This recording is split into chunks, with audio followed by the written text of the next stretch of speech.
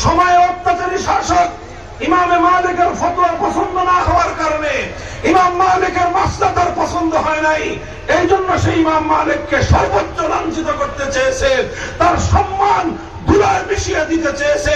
ইমামে মালিক তার সম্মানকে কোরবান করে দিয়েছেন, আল্লাহর কোরআনের মাসলার ব্যাপারে কোনো আপোষ করেন না।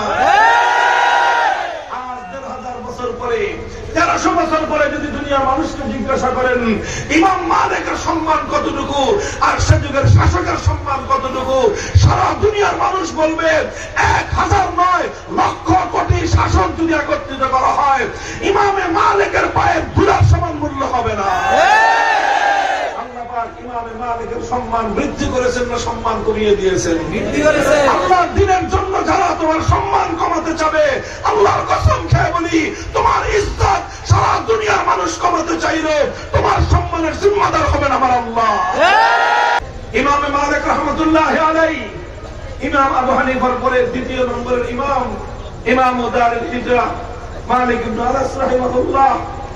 এই ইমামে মালিক রাহমাতুল্লাহি আলাইহি যুগের শাসক, অত্যাচারী শাসক, তার সঙ্গে বেঁধে গেল মাসলা নিয়ে টক্কর। শাসক বলে হুজুর মাসলা এমনি দেন, ফতোয়া এইভাবে দেন। ইমাম মালিক বললেন ফতোয়া তোমার কথায় নয়, ফতোয়া মালিক দিবে কোরআন হাদিসের কথায়। শাসক বলল যে না হুজুর এমনি ঘুরায় বলেন। ইমাম মালিক বললেন দুনিয়া ঘুরতে পারে কিন্তু আল্লাহর কোরআন এবং নবীর হাদিস থেকে ইমাম মালিকের কলম এক চুল পরিমাণ ঘুরবে না। তিনি তার মতো কোরআন সুন্নাহ মোতাবেক তিনি ইজতিহাদ করে ফতোয়া জারি করে দিলেন। ইমাম মালিকের ফতোয়া শাসকের পছন্দ হলো না। ইমাম মালিকের ফতোয়া সে যুগের যেই শাসক ছিল সেই শাসকের মনোভূত হলো না। ইমামে মালিককে সে অপমান করতে চাইল, লাঞ্ছিত করতে চাইল। ইমাম মালিককে পাকড়াও করে একটা গাধার পিঠে উল্টা করে আরোহণ করলো। গাধার মুখ যেদিকে, ইমামের মুখ উল্টা দিকে করে গাধার পিঠে আরোহণ করে বাজারে বাজারে ঘোরালো। সারা দুনিয়ার মানুষকে সে দেখালো যে আমি ইমাম মালিককে অপমান করতেছি, আমি ইমাম মালিককে লাঞ্ছিত করতেছি। গাধার পিঠে আরোহণ করাটা এটা সেই যুগে ছিল লাঞ্ছনার একটা লক্ষণ। মানুষ ঘোড়ার পিঠে আরোহণ করে, মানুষ হাতির পিঠে আরোহণ করে, মানুষ কখনো কখনো উটের পিঠে আরোহণ করে, সর্বোচ্চ মানুষ খচ্চরের পিঠে আরোহণ করে, কিন্তু গাধার পিঠে সাধারণত মানুষ আরোহণ করে না। গাধার পিঠে মাল বহন করা হয়, আবার সেই গাধার পিঠে উল্টা দিকে মুখ করায় আরোহণ করানো, এটা ছিল লাঞ্ছনা। যেমন আমাদের সমাজে কাউকে অপমান করতে চাইলে, লাঞ্ছিত করতে চাইলে গলার মধ্যে জুতার মালা দেওয়া হয়। বলেন গলার মধ্যে জুতার মালা দেওয়া হয়েছে, এই মালা দিয়ে কি সম্মান বাড়ে না সম্মান কমে? মালা যদি কাউকে দেওয়া হয় জুতার, তাহলে জুতার মালা গলায় দিলে তাহলে এটাকে অপমান করা হয়, এটা লাঞ্ছনা হয়, এটা অসম্মান হয়।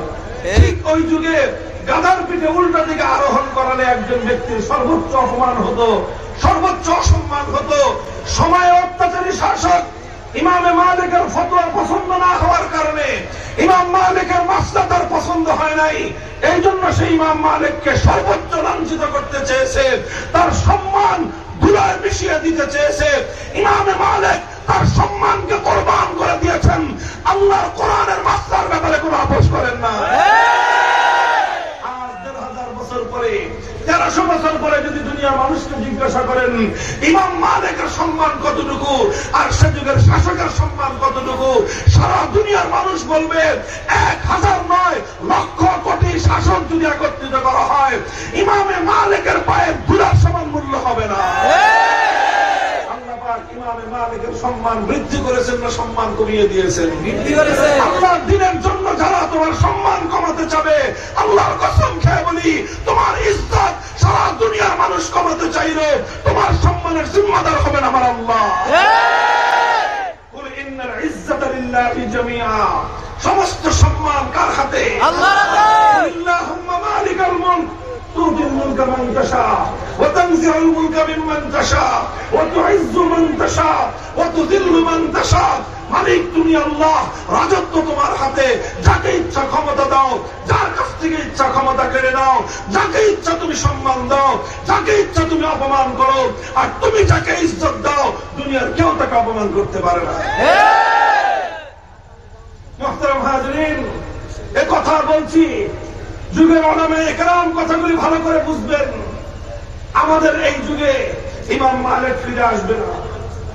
আমাদের এই যুগে যদি কেউ কল্পনা করেন ইমাম আবু হানিফা আবার জন্ম নিবে, এটা হবে না। তবে এই যুগে যারা অত্যাচারী শাসক, এই যুগের যারা অত্যাচারী জালেম, তাদের এরকম ডিমান্ড পয়দা হবে, তাদের চাহিদা তৈরি হবে। সেই যুগের শাসকরা নিজেদের অপকর্মকে বৈধ করার জন্য যেরকম ইমাম আবু হানিফাকে তার দলে ভিড়ায়ে প্রধান বিচারপতি হওয়ার প্রস্তাব দিয়েছিল, এই যুগেও জালেম অত্যাচারীরা নিজেদের অপকর্মকে বৈধতা দেওয়ার জন্য আলেম সমাজকে তাদের পাশে গিয়ে চেয়ার গ্রহণ করার অফার করবে। হ্যাঁ, দেশ জাতির স্বার্থে কখনো প্রয়োজন হলে ওলামায়ে উম্মত বিভিন্ন মসনদ বিভিন্ন দায়িত্ব নিতে পারে, কিন্তু কোন সময় কোন জালেম কোন অত্যাচারীকে বৈধতা দেওয়ার জন্য কোন আলেমের জন্য সরকারি পদ গ্রহণ করা বৈধ হবে না। তখন সেখানে ইমাম আবু হানিফা রাহমাতুল্লাহি আলাইহির আদর্শ অনুসরণ করতে হবে। কখনো আপনার মাসলা, কখনো আপনার মাসালা, আপনার ফতোয়া শাসকের বিরুদ্ধে যেতে পারে। দুঃখ লাগে, বড় কষ্ট লাগে আমাদের এই কথাটা চিন্তা করলে। জালেমের জন্য দুঃখ লাগে না, দুঃখ লাগে ওই সমস্ত মানুষদের জন্য যারা জালেমদের অপকর্মকে আল্লাহর কোরআন এবং নবীর হাদিসের অপব্যাখ্যা দিয়ে বৈধতা দেওয়ার চেষ্টা করেছিল।